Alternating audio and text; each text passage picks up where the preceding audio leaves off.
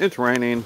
Again, I built this shelter as a teaching tool. If you're going to be using logs for your anchors, bring them inside so when the weather changes and your ceiling comes down, you can adjust the pressure to bring your ceiling back up. If you have your logs outside and you're in a snowy area, the snow is going to build on top of the logs, which is going to build on top of your walls, which is going to bring your shelter in and can actually collapse it.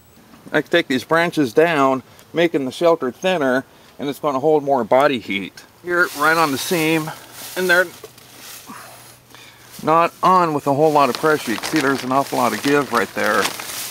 About a foot thick. And they're damp. They're not dry and crisp, but they're not damp enough to where you're going to get cold. And I always make sure I have a clear area in my shelter for cooking or sitting down without having to crush any leaves. And you remember our old friend here, a little butane stove. What I didn't show you before is these little arms open. And it's also got little legs on the bottom here. To purify the rainwater is coming down. We can put water in there and take an MRE, drop it in there and let the water heat up, and we can cook that. Or this here is a flameless ration heater. And inside there is a plastic bag. And you pour a little water in here and there's chemicals that make this very, very hot. Also, just because it's raining doesn't mean it's cold. Just because it's sunny doesn't mean it's hot.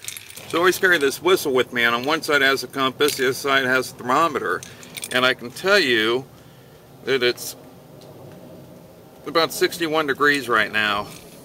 And whistles are always good to let bears or any type of wild animals know that you're around, that you're coming. They're great for signaling if you're in a survival situation. They're great to be able to contact each other at distance.